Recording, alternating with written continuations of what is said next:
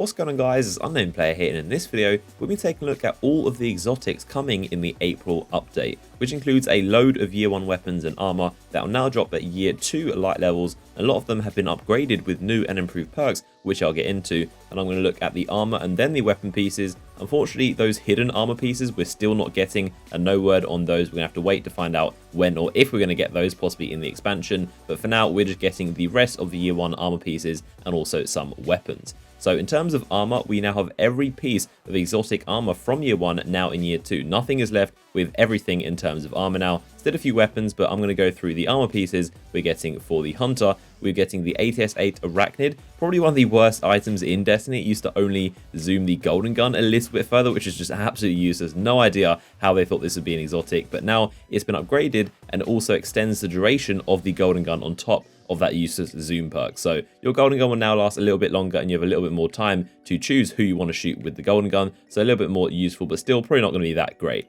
Next up, we have the Khepri Sting. This thing has a load of perks. So firstly, when you crouch, you go invisible. So that is the Blade Dancer perk that you basically get for free. So that's a free perk included with this, which is pretty good enough. You also get this feature where if you melee an enemy from behind while you're invisible, that melee will deal 4 times damage, which is quite useless and quite a gimmicky perk. There aren't many situations where that actually happens, so not too useful. And then the new thing added to the year 2 version of the Khepri Sting is that all melee damage does a burn lingering effect, which is pretty crazy. And if I'm reading that correctly, it means that anytime you melee someone, it's going to do that lingering damage, very similar to the Thorn, and it'll eat away a little bit of their health. Not sure if it's every single melee. That would be kind of crazy. Perhaps there's some kind of cooldown where you do it every 5 or 10 seconds, but it seems that every melee is going to do some kind of burn damage to the enemy. So a very powerful gauntlet piece right there.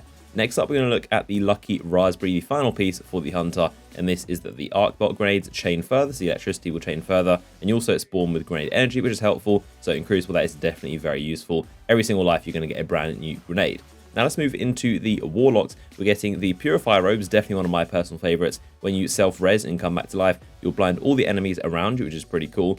The SubRagers, which used to be completely awful, again up there with the Arachnid as some of the most useless gauntlets in the game, and these were sold like a million times by Xerxes. They were very hated, but now they come with the default perk, which was Solar Grenades Last Longer, pretty useless, but now you also have in the year 2 version an extra Solar Grenade charge. So you get to carry 2 Solar Grenades, and this is going to be very useful because you can throw it on the Viking Funeral and Touch of Flame, and then get 2 grenades, and they're going to do super burn damage, so pretty useful exotic. Now moving into the Titans, they're going to get the Glass House. The Blessing and Weapons of Light will last longer, so good if you kind of need it, but I tend to stick to the Saint 14, so that's an okay helmet right there. We also have the Eternal Warrior, not a very great one to be honest. That provides Unstoppable, so basically means you have a ton of health when you do the Fist of Havoc. And you know when you try and kill someone who's trying to Fist of Havoc and they just sponge it all, that is basically the Unstoppable perk. So not that great, but you get 1 perk for free, so I guess it's decent. And then finally, the last piece of armor for the Titan is the ACD/0 feedback vents. These are probably one of the best looking Titan exotics, really cool. What happens with these is if someone tries to melee you, you're going to deal an area of effect of electricity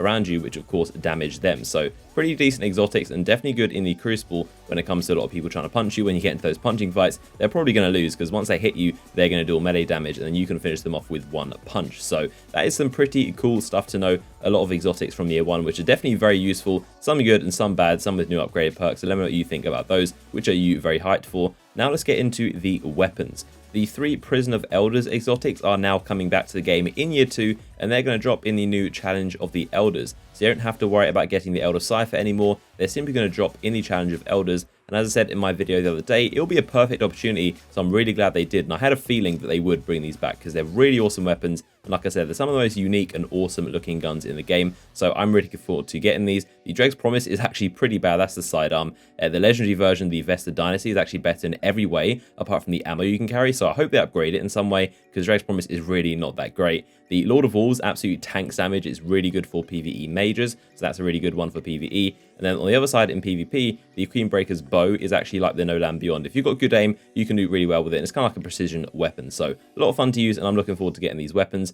Now, other than that, we're getting 2 others from year 1. We're getting the Universal Remote. This is a primary shotgun, which is pretty unique. If you've never seen it before, it's basically like the No Land Beyond, how that's a sniper, but it's actually in the primary slot. And it's a pretty decent weapon, does good damage. When you aim down the sight, it does bonus range and damage. So that's an interesting weapon we're getting back. And then finally, we're getting the Patience and Time exotic sniper rifle.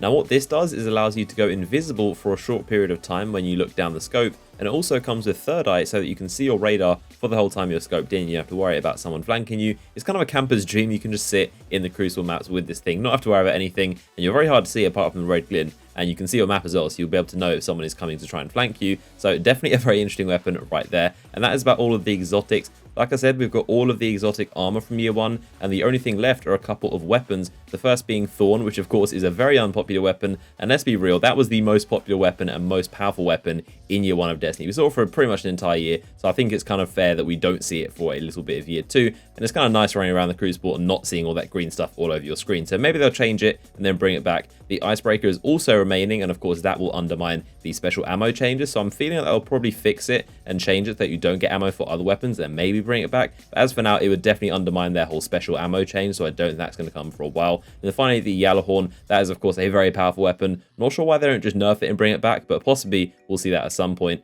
And then the other two weapons we don't have are the Necrochasm and the Vex Mythoclast, which of course are raid-specific weapons that you get from the hard mode of the raids, the Vault of Glass and the Crozen. So it wouldn't make sense that we can get those in year 2, because you can't just get them from engrams, you have to get them from the raids. The only way I would see those two coming back would be if they remade the year 1 raids. So who knows if that will happen, but those are the weapons we have left, and those are the exotics coming in the April update. Let me know what exotic you're most excited for in the comment section below. I'm personally excited for the Purifier Robes, the Khepri Sting, and also the Queenbreaker Bow. I cannot wait for those weapons, but let me know yours in the comment section. Drop a like rating on the video if you enjoyed it. Stay tuned for more videos on this channel, and I'll see you guys in the next one.